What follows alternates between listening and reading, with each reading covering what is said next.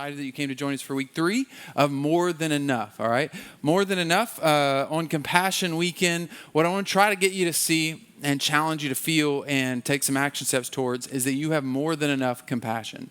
You have more than enough emotional capacity for all that God has called you to do. You got more than enough. So my goal today is not to get you to sponsor a kid. If you do that, cool. If you're called to do that, great. Compassion International, I love what they're about. Me and my wife sponsor a couple kids. We have them here because we trust them. We believe in what they're doing. So you should do it. But that's not my goal. My goal is longer term, that you set your life up to have more than enough emotional and mental capacity to do all that God has called you to do. So here's our key verse for the series. It's found in 2 Corinthians chapter 9, verse 8. It says, and God is able to bless you abundantly so that in all things at all times, having all that you need, you will abound in every good work. Abound in every good work. So if maybe you find yourself today in a place where some areas are abounding, but your emotional and mental space is not, then this is for you.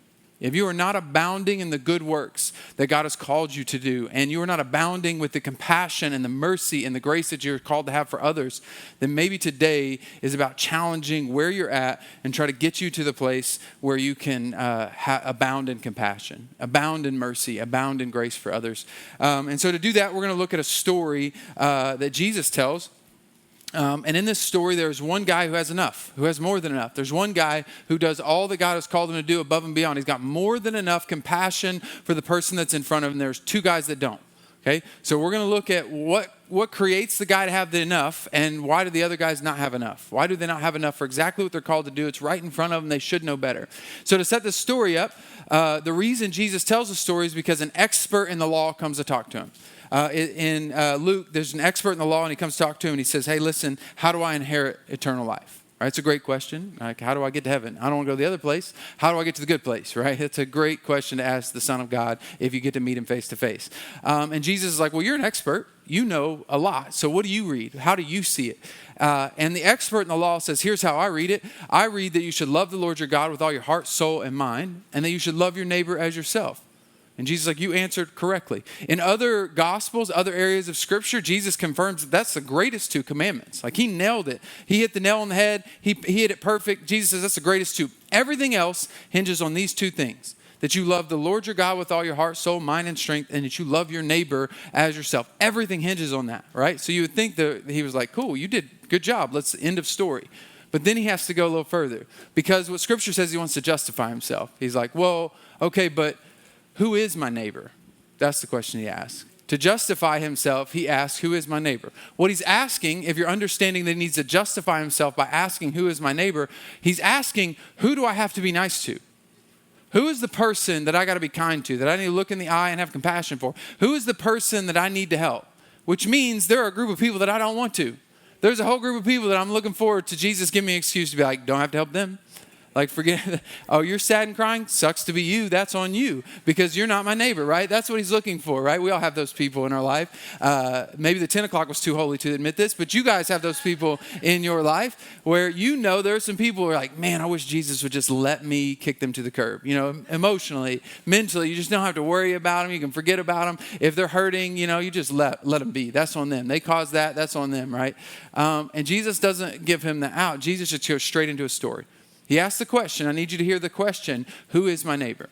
And Jesus tells a story about a guy who's going from Jerusalem to Jericho. And on the way, he's beaten and left for dead. He's beaten half to death, left for dead. And a guy walks by and sees him who is a priest. The priest should know exactly what he's called to do. The expert in the law knew. The priest should know. Love the Lord your God, love your neighbor as yourself. Instead, he sees his neighbor and walks across on the other side of the road and continues walking. Another guy comes by who's a Levite. So it's like priest, and the Levites are a group of Israelites that are like serving the temple. They understand the scriptures. They understand it. They're like right next to the priest level. That guy walks on the other side and leaves him be. And then there's the bad guy comes by. The reason he's the bad guy is because probably the expert in the law is asking, who is my neighbor? Because he doesn't want to love the Samaritan, because the Samaritans are the group of people who have tainted the Jewish religion, right? They're the worst of the worst. It's one thing to have an enemy. It's another thing to have somebody who messes with your stuff. right? So they do not, they're the equivalent of like religious mixed breeds that have tainted it and ruined what we are called to be, right? This is the bad guy. He walks by, and guess what the bad guy does? The bad guy becomes the good guy. And he stops and he kneels down and he wraps the man's wounds, gets his hands bloody. You're not going to do that without getting your hands bloody. Gets his hands bloody, put the man on his own donkey, takes the man to a hospital, hotel kind of area, gives him two denarii, which is like a bunch of money, gives him money, says, hey, take care of him. When I return, if there's more expenditures, I'll take care of that too. So he goes off, and Jesus says to the expert in the law, right? That's the guy helped. The bad guy's the good guy in this scenario, kind of like, who is my neighbor? Oh, you're going to say, this guy's the good guy. That's confusing, right? The expert in the law is already confused. And then Jesus asks him the question, hey, in this story, who is the good neighbor? In this story, who is the good neighbor? And here's the response in Luke chapter 10, verse 37. The expert in the law replied, the one who had mercy on him. Jesus told him, go and do likewise. Go and be like the bad guy? Go and be like the Samaritan? You want me to be like him? That's what you want me to be like? Is the one that I don't like? Yeah, because you asked the question. You asked the question, who is my neighbor? And Jesus never answers that question. Jesus answers the question with the question, no. Who is the one that is a good neighbor? Go and be a good neighbor. Jesus' answer to the expert in the law, if you want to love the Lord your God with all your heart, soul, and mind, you want to love your neighbor as yourself, go and be a good neighbor. Don't worry about the distinctions of who your neighbor is. Worry about you being the neighbor you're called to be. That's his answer to him. That's his response to him, is to say, go and do this thing. So in this story, there is a guy that is the Good Samaritan that has the emotional and mental space and financial margin to be able to help somebody. That's who we're supposed to be like. But then there are two people that don't, right? This guy has exactly what he needs to be able to help. He can stop what he's doing and love who God has placed in front of him, and the other two don't.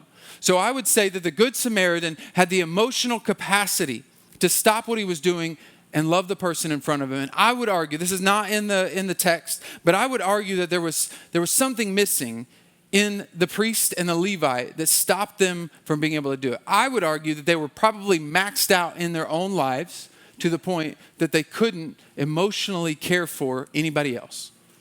They were at max capacity in their own emotional capacity. I'm a priest. I deal with people all day. I got to deal with your offerings. I deal with your sacrifices. I got to deal with all this stuff. I don't have time because I'm on to do something. I got something else I'm supposed to do. I don't have the mental and emotional energy to deal with your stuff right now.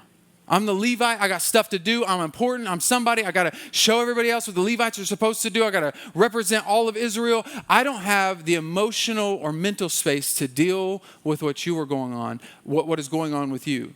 And I would suggest that they might have had all kinds of logical excuses like we would have when we don't help. When God has placed someone in our path, when we don't help, we have all kinds of logic. Well, I can't because if I just... But see, what had happened was, like, we got all of these excuses. But deep down, it's because we don't have any margin for what God has called us to do. We are at our emotional and mental capacity. And so when God sends us somebody to love, we don't have any love left. We don't have any mercy left. We got no compassion left because we are at our max. In certain fields of work, like if you find yourself in certain careers, like police officers, nurses, therapists, pastors, there's something called compassion fatigue. In compassion fatigue, you just run out of compassion, right? You're just drained of it. Here's the definition of compassion fatigue. It says, indifference to charitable appeals on behalf of those who are suffering, experienced as a result of the frequency or number of such appeals. In a lot of fields, there's like a kind of a clinical stage that you get to where it's like you're done. Right? You start to see really bad things take place when someone hits compassion fatigue, right? You start to see people that are at their max level, like a nurse or a doctor or pastor, that start to have really bad moral failures or let people die or hurt people because they just don't care anymore. Here's what it says. Here's kind of a chart of the stages of what's going to take place of what happens. In compassion fatigue, you start out like as a zealot. Right? You're passionate. Like, I'm going to be a police officer. I'm going to help people. I'm going to save the day. I'm going to be a firefighter. I'm going to help people. I'm going to save the day. I'm going to be an EMT. I'm going to be a nurse. I'm going to be a pastor. I'm going to be a therapist. I'm going to be a social worker. Fill in the blank. I'm going to save the day, and I'm so excited. And all of a sudden, you have one bit of resistance. You're like, oh, these stupid people won't let me help them. Have you ever felt like that? I don't know. That's not just nurses and pastors. That's all of us. Even my son, who's 4, has that issue. I walked in on the other day. He's got a full barrel hug around his sister, and he is wailing on the back of her with all he's got. And he's screaming, "Let me help you. Let me help you."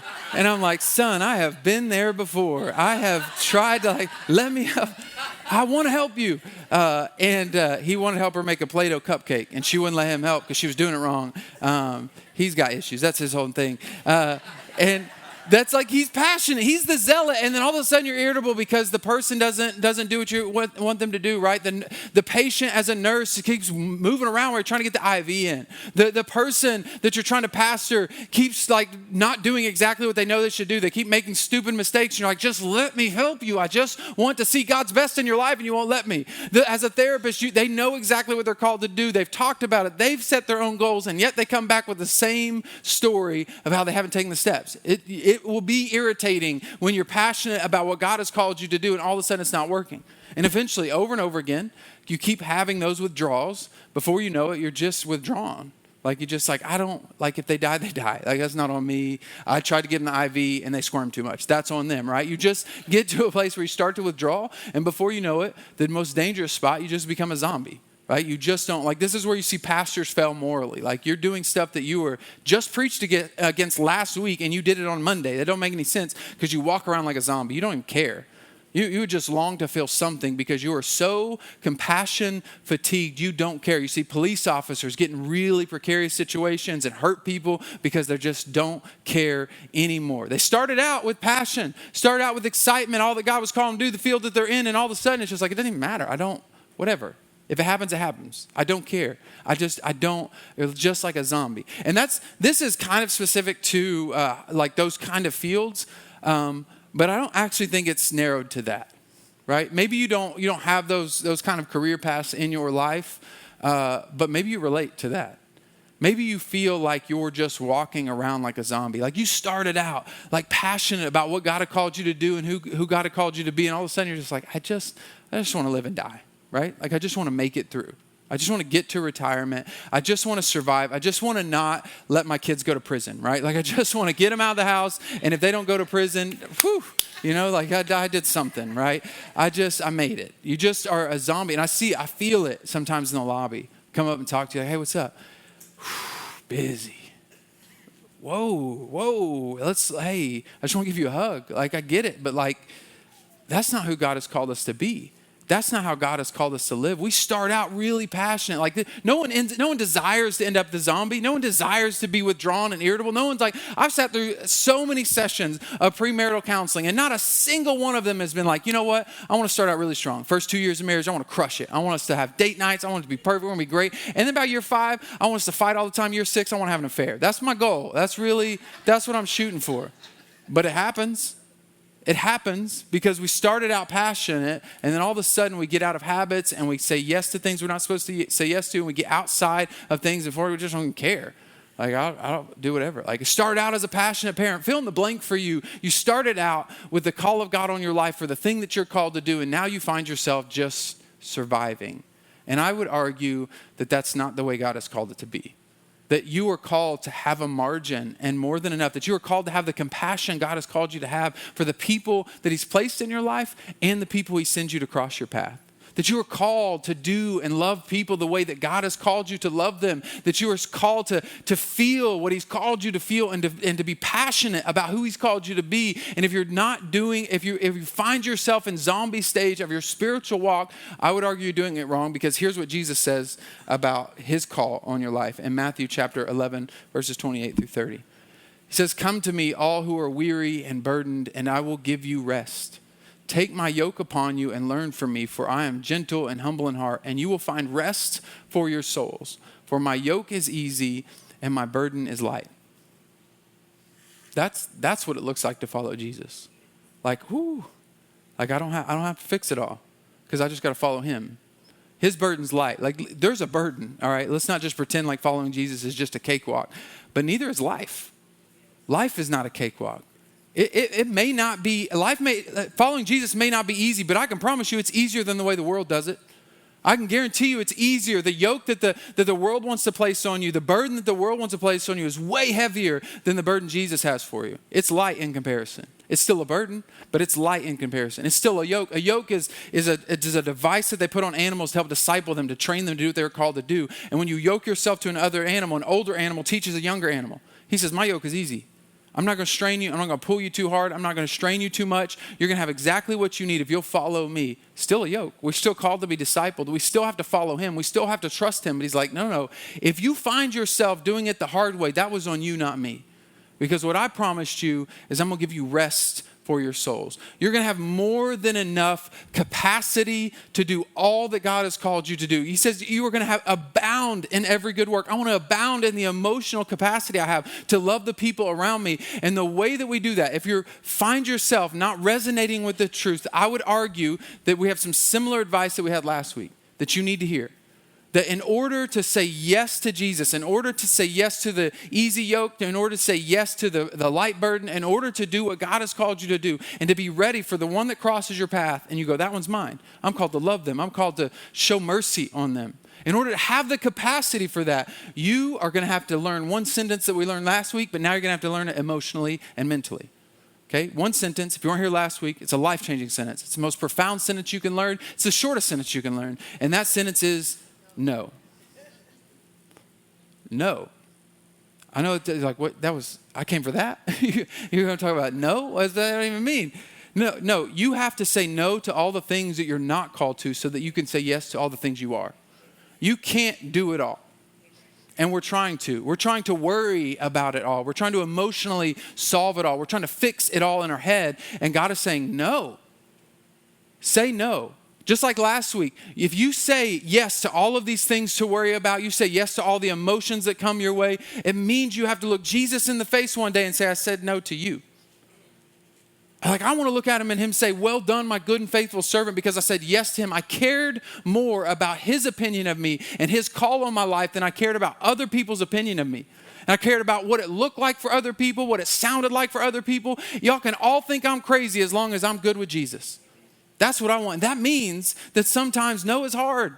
Sometimes it doesn't feel good to say no to, like, that's not my call right now.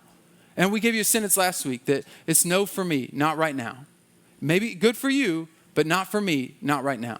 So emotionally, there may be some things that you would love to think about, solve, and chew on and worry about and fix one day. But it's not your call right now. It's not the season right now. You may have a season that I found myself in recently, where you've had an attack, right? You've had something come at your compassion. You've had something come at your emotional health. And you may have to say no a little bit more for right now, right? You may have to recognize, like, no, I can't carry as much as I used to could carry, so I'm going to have to say no to more things. But just for right now, just as I get healed, as I process, as I deal, as I go to therapy, or I talk to my small group, or I connect with my pastors, just as I get my capacity back to where God has called it to be in this season, that's okay. But I still have to say no to all the things that God has called me to say no to so I can say yes to him. And it's so tantalizing to say yes. It's so tantalizing to say, right, that you can't carry it all. Like 1,000 years ago, you had just a small community to worry about, right? You just had like a small community. You might have known 100 people in your life that you could know their story, know how to pray for them, know what they needed. Now, you can know everything, everywhere, at all times. You can know everybody's GoFundMe page, everybody's cancer diagnosis, every sad story that happened in a town, across the state, across the world. You can know all the stuff, and you don't have the emotional capacity to pray for all of those and fix all their problems and think that you can carry that weight and that burden like you're called to save them. It's so tantalizing to try to think that you are supposed to be the Savior. And he's saying, no. My burden is light. My yoke is easy. You're supposed to do what I've called you to do, not what everybody else wants. Let's just go through the list. Like, if you think of all the stuff you could say yes to, it's overwhelming, right? You go to work, there's work drama. Somebody's got some drama. And you know how tantalizing that is? Because if I focus on your drama, I don't got to worry about mine, right? I can armchair quarterback all day long. That coach should have done this. They should have done that. You should do this with your life. You should date that person. Why are you dating them, you fool? And you're doing all the wrong stuff yourself. Like, you're not even listening to your own preaching. Like, what are you... You're telling me not to date. Look at who you're dating. Like, it's a whole thing. You can spend all your emotional energy there because it's easier. You can escape yours. You think about all the stuff that you can carry, the economy. Please don't look at your retirement account if you have one. Your blood pressure is about to go up, right? But you got to fix it. You got to worry about it. You got to think about it, chew on it, figure out how you can fix it.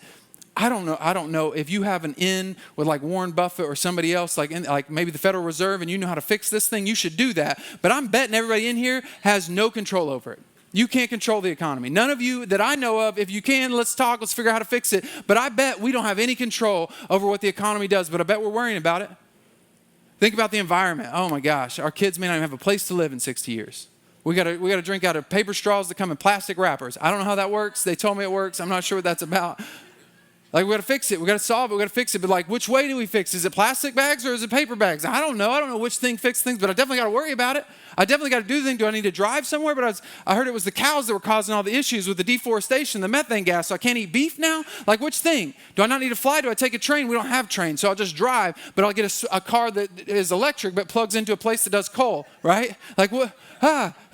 What do I do? Like, I got to fix all of the things in the world, and all of a sudden I'm carrying weights and burdens. There's wars happening. I know you want to come to church, hear good news, but there's wars happening. I want to fix Ukraine. What is happening? There are kids suffering. There are families suffering by what's going on. But guess who can't solve it? Me and you. If you got Putin's number, let's talk. We'll figure it out. We'll call him. Somebody will translate Russian for us. But we're not going to solve it. There's no ability for us to solve it. We think we can save all the things in the world, the racial injustices, the gender pay gap, all the stuff that we want to fix. There's kids in foster care. We got to save them all. There's kids around the world for Compassion International. We want to fix them all. We want to save them all. But we don't have the capacity to do it all. I know some of you today would like to take the capacity that you have, and you're going to walk through that journey event, and you're going to see the sad story, and you're going to try to take like 100 kids. You're like, I want them all. Like, oh God, I'm going to fix it all. And all of a sudden, you're going to be like, I'm writing letters to everyone because I'm going to do it because God's called me to do it. And all of a sudden, that's like $3,800 if you did the math. I'm going to do it. I'm going to take extra jobs. I'm going to be writing letters. And your kids are going to come up to you like, hey, Dad, no, shut your mouth. I'm writing I'm writing letters to Compassion Kids. Right? You got no emotional energy for the ones that God has placed in front of you because you're spending all your time on, how do I carry it all? It's because you can't. You can't. You have got to learn to say no to some things, right? To say no to some things, like today even. Like I would love for all of you to sponsor a kid. I'd love for you to have that place on your heart. But if you were to decide, like, I just don't have the financial margin and the emotional capacity, I would respect that you were self-aware enough to know, you know what? I need to take a step back. I'm going to pray about it. I'm going to spend a month, and maybe I'll be ready next month. Or maybe I'll stop a few things. I'll take a few less stops at Starbucks. You know, it's only like 4 or 5 stops that you have to make less to be able to sponsor a kid. Maybe emotionally I'll withdraw from a few things so that I can have the capacity to sponsor a kid and love somebody who's in poverty that we don't see in America right now. Maybe I will create margin because I said no to all the wrong things. And if you feel yourself overburdened, overweighted with the things of this world, it's because maybe there's things, like even good things. Some of you, your sports team used to be fun. It used to be a good Saturday. Let's watch the football game. This is going to be a blast. And all of a sudden now you're yelling at your kids. Shut up and try to watch the game. Maybe not. Maybe not. Maybe it's not fun anymore. Maybe it's an emotional way. You're over there trying to fix the quarterback situation. Why don't you put this quarterback in trying to solve problems? And you're like, you can't. You can't fix that. You're not the coach there. It's not your burden. Things that were even fun for you that aren't bad can be weights to you that you have to say no to for a season to say, God, I want the margin that you've called me to have. Here's how he tells you to do it in Philippians chapter 4, verse 6 and 7. It says, do not be anxious about anything, but in every situation by prayer and petition with thanksgiving, present your requests to God. And the peace of God, which transcends all understanding, will guard your hearts and your minds in Christ Jesus. I know you want to solve all the stuff, but there's a place where you just go to him and you say, all right, I don't know about retirement. God, fix it. I don't know about the kids, the 100 kids that I'd like to sponsor, but I can't right now.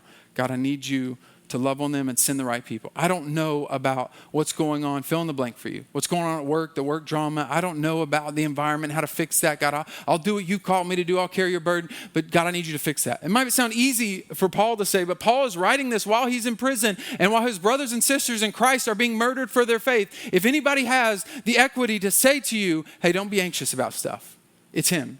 And he's saying, lay some of that aside, give it to him. And what he promises is that when you hand it over to him, you lay it at his feet and you say, all right, God, I wish I could fix this, but I can't. It's not my burden to carry. You need to take care of it. It says his peace, which transcends all understanding. No, you may understand it perfectly. Like the economy is tanking, so you understand it perfectly, but the peace transcends that. The stuff with your family, the diagnosis, the struggle, the emotional stuff, all the stuff that you're carrying, it may be real, but his peace transcends above all that and says, well, I got you. You carry my burden and my weight and nothing else. That's all you're called to carry. And if you'll do this, if you'll say no to a bunch of stuff, it's just not yours. You can't solve it all. You can't fix it all. You just say, no, God, what have you called me to do? What is my burden to carry? What is my burden to do? What is my yoke? What is it I'm called to do? Because I got to say no to all the other stuff that I have the emotional capacity. It matters because there are people that are dependent on your call. They're dependent on you being available when they walk by and need to feel the love and the mercy of God. They're dependent, your family is dependent on you saying no to a lot of other things so you can be good stewards of what God gave you and your family to say no to everything else. Nobody else has to like you. You got Jesus, that's all you need. You say no to all the other stuff except for what God has placed in your hands to say yes to emotionally. This is what I'm going to worry about. This is what I want to think about. I'm not worried about the rest of the stuff. That's at the feet of Jesus, and his peace will transcend that situation, and you will trust God with what he's placed in your hands. And it matters because there are people that are changed. And even in the worst scenarios, the worst of the worst, there are people that have been surrounded by the goodness and the mercy of God in the absolute worst. I got an example. In just a second, we're going to watch a video. And this young man's name is Method, and he grew up in Rwanda. And he, in my opinion, had the worst of the worst. And as we watch this video, what I want you to have an eye to see and an ear to hear is that in the worst of the worst, there were people that had the margin emotionally, the margin financially. There were people that were available to him because those people had to have said no to all the other stuff in order to say yes to the right one that was in front of them, the one that they were called to sponsor, the one they were called to love, the one that they were called to be at church for. All of those things happened because somebody had the emotional capacity for it, the emotional margin, the mental space for it. This guy's Method. Let's check it out. Navutse mu muryango w'abantu 8, ababyeyi bombi turi n'abana 6 mvuka ndo wa 5. Ngize imyaka 4 gusa ko igihe navukiyemo muri iki gihugu hari ubuyobozi bubi butandukanye abanyarwanda abantu babayeho nabi muri icyo gihe muri rusange. Ngize imyaka 4 nibwo leta yatangiye kugerageza icyitwa jenoside mu karere mvukamo ka Bugesera mu ntara y'Uburasirazuba bw'igihugu cy'u Rwanda. The Rwandan genocide began in 1994. For 100 days, the majority Hutu tribe went on a vicious attack against the much smaller Tutsi tribe. The slaughter would eventually kill nearly 1 million people. Among them, Method's parents and 3 of his siblings.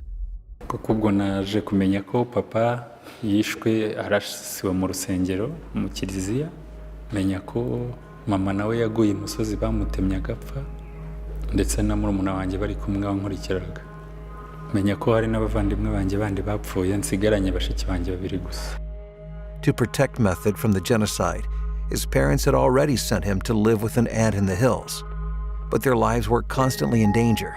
Ndashaka kubabwira ko nahuye n'ibihe bikomeye byo kujya ku myaka mikeya kubona abantu bapfuye ku misozi, kurara mu mbeho, uribwa n'imibu, ubona utazi ejo nimba uzaramuka, umuntu wari uzi kumva arapfuye cyangwa ukamuca wapfuye, byari ibintu bikomeye cyane.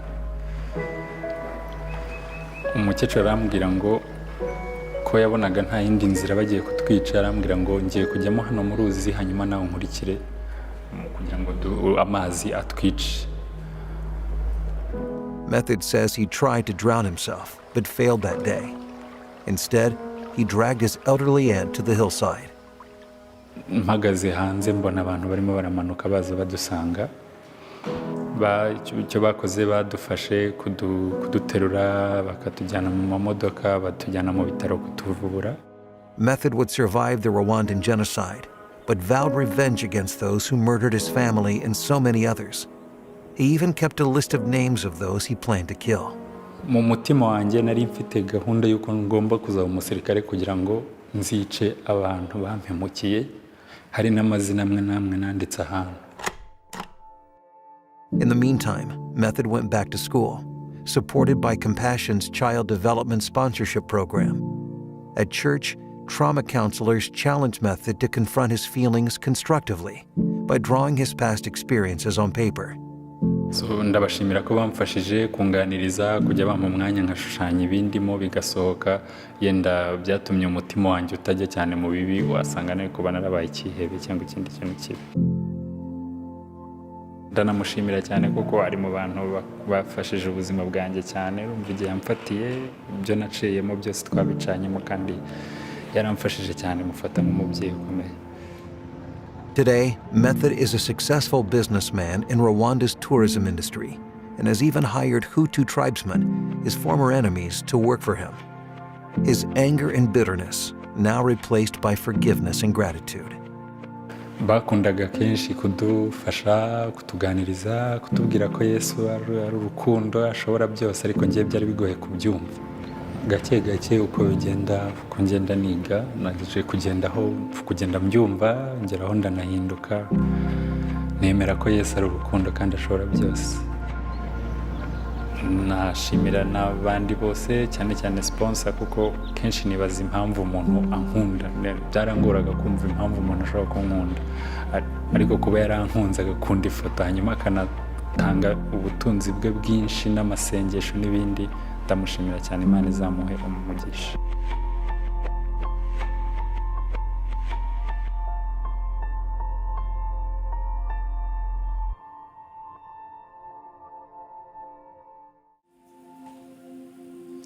Method felt the love of God after having gone through the Rwandan genocide as a kid.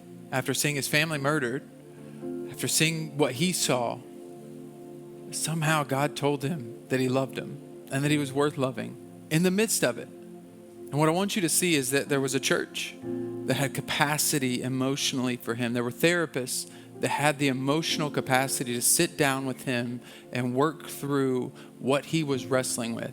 There have been many seasons, I might be in one right now, where I didn't have the emotional capacity to even sit with that.